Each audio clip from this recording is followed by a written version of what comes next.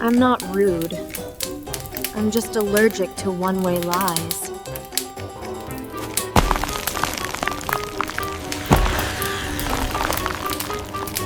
The Fictional Diaries of Wednesday Addams.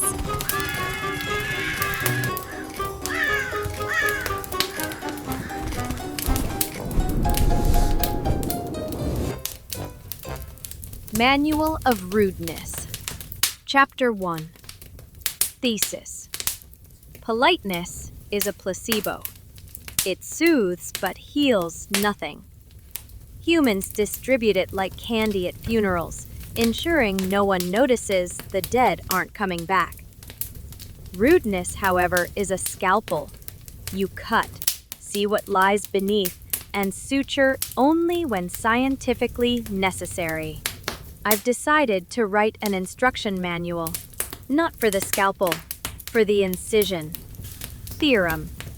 Kindness is the softened form of lying. Rudeness is precision in complete sentences. The observation of human social behavior reveals fascinating contradictions. People claim to value honesty while punishing those who provide it. They request opinions while expecting validation. They ask questions while fearing answers. This cognitive dissonance creates opportunities for those willing to exploit the gap between stated and actual preferences. Most humans operate on the assumption that social interaction requires mutual deception for stability. They're wrong. Truth, delivered with surgical precision, creates clarity where confusion once reigned. It eliminates ambiguity, reduces wasted time, and establishes authentic, rather than performative relationships. The discomfort it produces is temporary. The understanding it provides is permanent.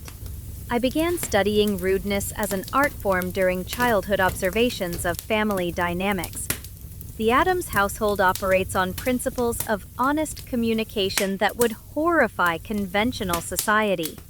We say what we mean, express what we feel, and accomplish what we intend without the protective padding of social convention. This direct approach proves remarkably efficient. Conversations conclude when they've served their purpose, rather than lingering through obligation. Relationships develop based on genuine compatibility rather than manufactured politeness. Conflicts resolve through honest negotiation rather than passive-aggressive maneuvering. The wider world views this authenticity as rudeness because it threatens the elaborate fiction that sustains their social order. They prefer beautiful lies to ugly truths, comfortable delusions to uncomfortable realities. But reality remains unchanged by their preferences. Truth exists independent of social acceptance, and some of us find beauty in precision rather than pretense. Oh, where are my manners? My name is Grimwick. And that was just one page of tonight's diary.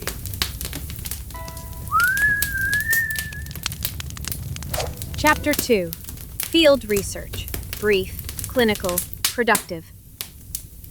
Today I collected politeness like insects in a jar, examining each specimen for educational value. Observation 1. Hallway 0756. Someone said good morning with the facial expression of a dentist without anesthesia. Translation: please be harmless. My response: annoyed. I prefer nights. They scream less, but more honestly. The subject's reaction provided immediate data about social conditioning. The smile faltered, eye contact broke, and forward momentum decreased measurably. Within 3 seconds, the automatic politeness program had crashed, revealing authentic confusion beneath. Observation 2. Classroom 1012. Teacher, exasperated. Please share your thoughts. Why humans always want this? as if thoughts became more valuable when left to rot in open air. My response: you would be disappointed. My thoughts have sharp edges. Your seating arrangement doesn't. The instructor's pause lasted 7 seconds, long enough to reveal that the request had been rhetorical rather than genuine. Teachers who ask for student thoughts rarely want actual mental content. They seek compliance disguised as participation. Observation 3. Cafeteria 1231. Student X. Inviting. Sit with us. Translation: validate our existence. My response: thoughtful. I don't eat well in groups. Food tastes like fear when too many eyes are watching. The invitation withdrew immediately. Group dining serves social rather than nutritional purposes, providing artificial intimacy through proximity. My decline eliminated the pretense, revealing the invitation's true function as inclusion performance. Observation 4. Hallway 1407. Compliment hunter. Nice dress. My response: thank you. It's morning the conversation. This particular interaction demonstrated how politeness operates as social currency. The compliment was offered as payment for returned politeness. My response accepted the payment while declining the transaction, creating cognitive dissonance in the speaker. Result: politeness is a fishing net. Rudeness is a scalpel that cuts through nets. Each interaction provided data points for my growing understanding of social mechanics. Humans operate elaborate systems of mutual deception that they mistake for civilization. Disrupting these systems reveals their artificial nature, while exposing the authentic personalities hidden beneath. Chapter 3. Tools of Rudeness. I don't collect snow globes. I collect methods. The cold echo. Repeat the politeness verbatim, but without warmth. It dies in real time. Example: nice to see you. Nice to see me. The sterile question. Ask a precision question that dissects feelings into data. Why exactly should I want that?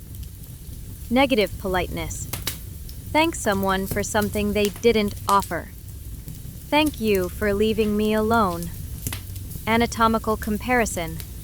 Degrade small talk by describing it biologically.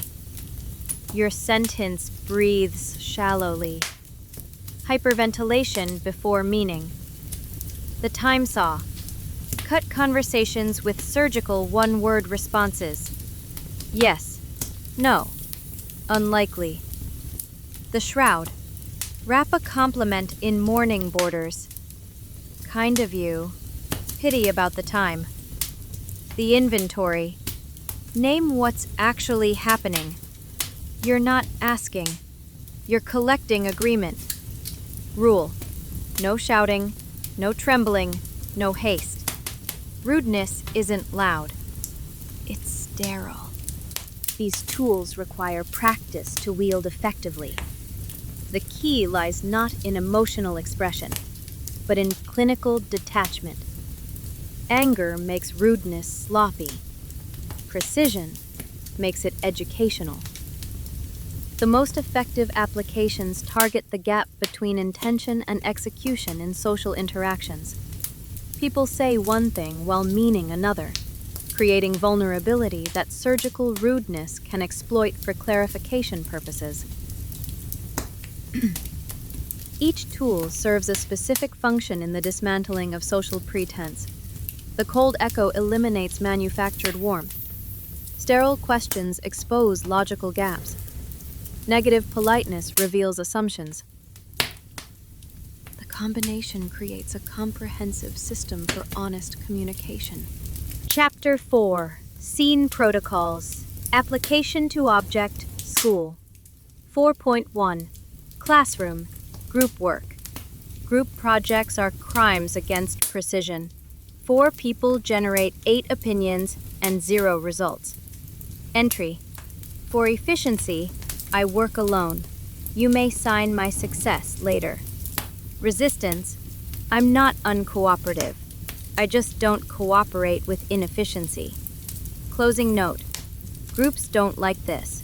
Groups are biologically herd obligated. The resistance to individual excellence reveals education's fundamental flaw.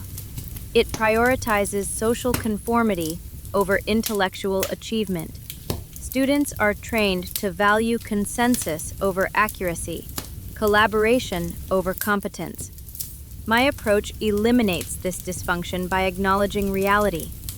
Most group work represents welfare for the intellectually lazy. Capable students carry incompetent ones while learning nothing about their own capabilities. The instructor's discomfort with individual excellence exposes their investment in maintaining artificial equality rather than recognizing natural ability. They prefer comfortable mediocrity to uncomfortable excellence. 4.2. Hallway. Random encounters. Coincidences are excuses.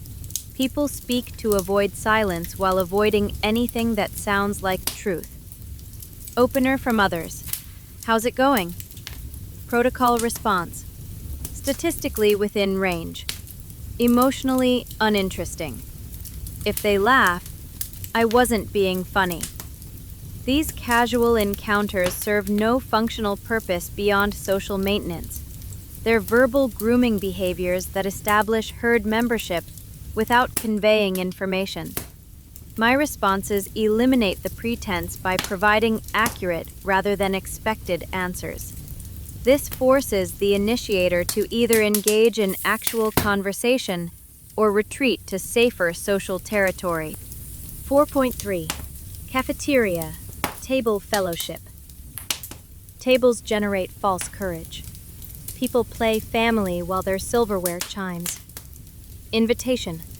Sit down. Response. I don't sit where conversations break out. If they persist, I'm allergic to warmth. Social warmth. Cafeteria seating arrangements mirror social hierarchies while pretending to offer choice. Groups form based on perceived status rather than genuine compatibility, creating artificial intimacy through proximity.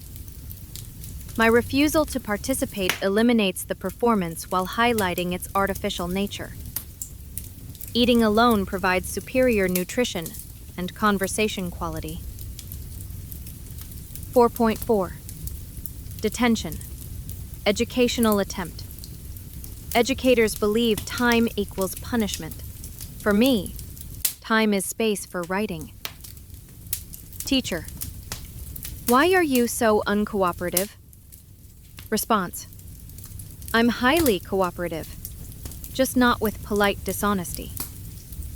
Note. Some wear gloves as if they could touch truth with them. Detention represents institutional admission of educational failure. Rather than examining why standard approaches don't work, administrators punish students who resist ineffective methods. The time provides excellent opportunities for observation and documentation. Captive educators reveal more about their limitations when forced to interact individually, rather than hiding behind classroom authority. 4.5. Library. Whispering. Here exists a form of rudeness I respect. Silence.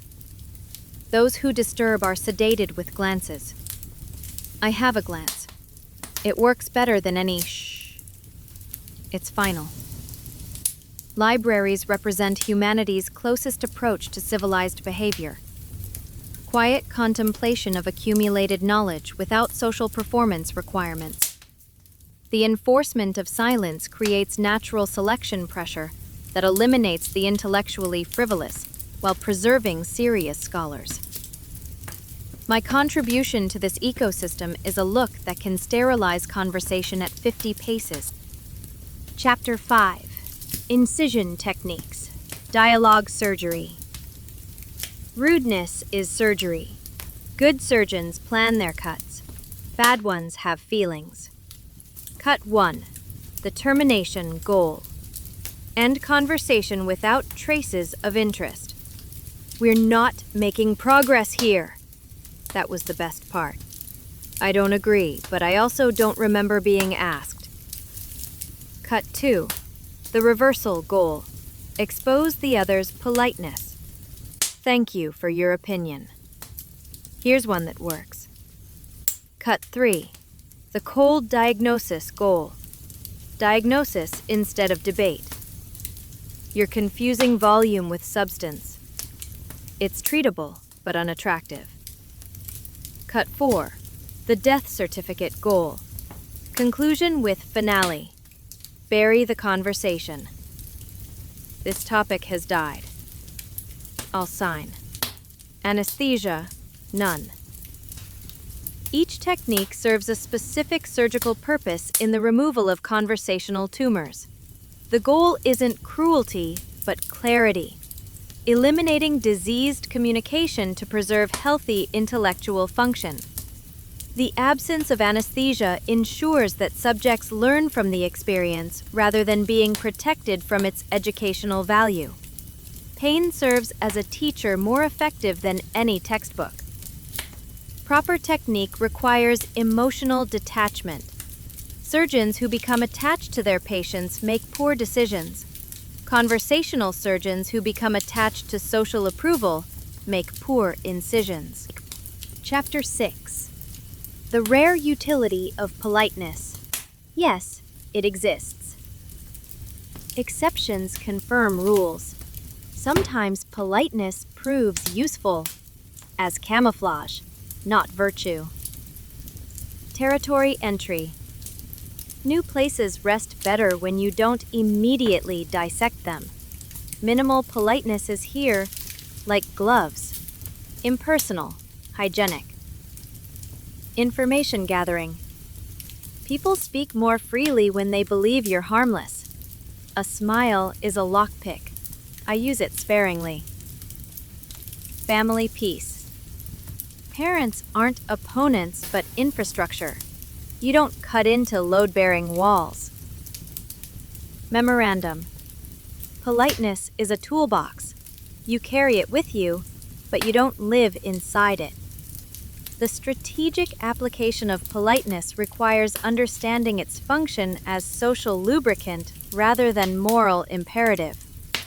Used correctly, it provides access to information and opportunities that direct honesty might preclude. However, this utility remains limited and temporary. Sustained politeness becomes self-defeating, creating expectations that eventually require authentic expression to fulfill. Better to use it sparingly than to become trapped by its requirements. The key distinction lies between politeness as tool and politeness as identity. Those who become what they pretend lose the ability to choose when pretense serves their purposes. Chapter 7. Code of Rudeness. 25 Rules. I've numbered the rules. Humans love numbers. They give chaos the illusion of prison bars. 1. Speak only when it hurts. Otherwise, write. 2. Say less than necessary. The rest screams anyway. 3. Ask a question that draws blood. Observe the color. 4. Compliments are currency. Inflate them. Devalue everything. 5. Polite lies die slowly. Accelerate. 6. When someone says we, count knives. 7. Teachers aren't enemies, but their systems often are. 8. Group work? Only if you write the autopsy report. 9. Touch no one you wouldn't dissect. 10. Eye contact is a scalpel. Use it cleanly. 11. Apologize only for precision, never for truth. 12. Silence is the noblest rudeness. 13. Humor is poison. Dosage decides. 14. Say no like a judge. Brief, final. 15. Collect weaknesses, not friends. The former helps with the latter. 16. Document everything. Memory is polite. Notes are brutal. 17. Time is a weapon. Let others waste it. 18. Smiling is a lock. Keep the key. 19. Recognize false warmth. It burns cold. 20. Avoid explanations. Explanations are alibis. 21st. Reward honesty. With silence, not applause. 22. Leave early. Dead conversations stink. 23. Let guilt starve. It only eats you. 24. When they call you weird, nod. Diagnosis accepted. 25. Write it down. Paper is immune to tears. These rules form a comprehensive system for navigating social interaction without sacrificing intellectual integrity. Each principle derives from empirical observation of human behavior rather than theoretical ethical frameworks. The numbering system provides psychological comfort to readers while organizing tactical approaches to common social situations. People respond well to structured information, even when that structure serves subversive purposes. Application requires practice and refinement. Beginning practitioners may apply these rules too broadly or with excessive emotional investment. Advanced practitioners learn to calibrate their responses for maximum educational impact. Chapter 8. Reflection and Methodology. My approach to rudeness operates on scientific rather than emotional principles. Each interaction serves as an experiment in human behavior, with politeness and rudeness as variables to be manipulated for data collection. The results consistently demonstrate that most social conventions exist to obscure rather than reveal truth about human relationships. People invest enormous energy in maintaining illusions that serve no functional purpose beyond psychological comfort. My documentation of these patterns serves multiple purposes. First, it provides a record of social mechanics for future analysis. Second, it offers tactical information for navigating similar situations. Third, it creates a methodology that others might adapt for their own circumstances. The resistance my approach generates reveals its effectiveness. People who become uncomfortable with direct communication are acknowledging that their preferred methods rely on deception and misdirection. This discomfort isn't my responsibility to manage. I provide clarity. Others decide whether to accept or reject it. The choice reveals more about their character than their response to my methods. The improvement in my own mental health since adopting this approach has been measurable. Eliminating the psychological burden of maintaining false politeness has freed considerable mental resources for more productive applications. Chapter 9. Conclusion. Politeness is the thin blanket with which people cover their fear of cold. I prefer cold. It tells the truth. When I'm rude, I'm not being cruel. I'm being clear. Clarity is an imposition on those who live in fog. I am the wind. The world would function more efficiently if people said what they meant what they said, and eliminated the elaborate performance that currently passes for social interaction. But efficiency threatens those who profit from confusion. My contribution to social evolution lies in demonstrating that alternative approaches exist. Not everyone must participate in the collective delusion that politeness equals virtue or that rudeness equals vice.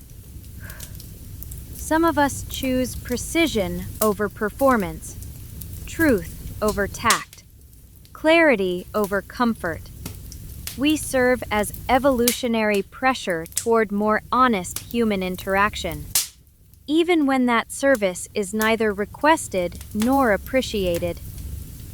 The documentation continues. Each day provides fresh examples of social dysfunction disguised as civilization. Each interaction offers opportunities to demonstrate superior approaches to human communication. Perhaps future generations will read these observations and wonder why their ancestors invested such energy in elaborate deception. Perhaps they'll develop more efficient methods for honest expression. Or perhaps they'll simply understand that some individuals never required the comfort of lies to function in a world built from them. Daily aphorism. I'm not rude. I'm just allergic to one-way lies. Final entry. Note: rudeness, properly applied, is a gift to those capable of receiving it. Others may return it unopened. The night outside my window seems particularly honest tonight.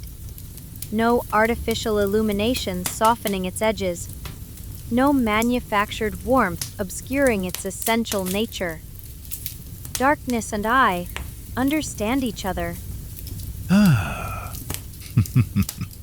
I trust you enjoyed this glimpse into a most curious diary.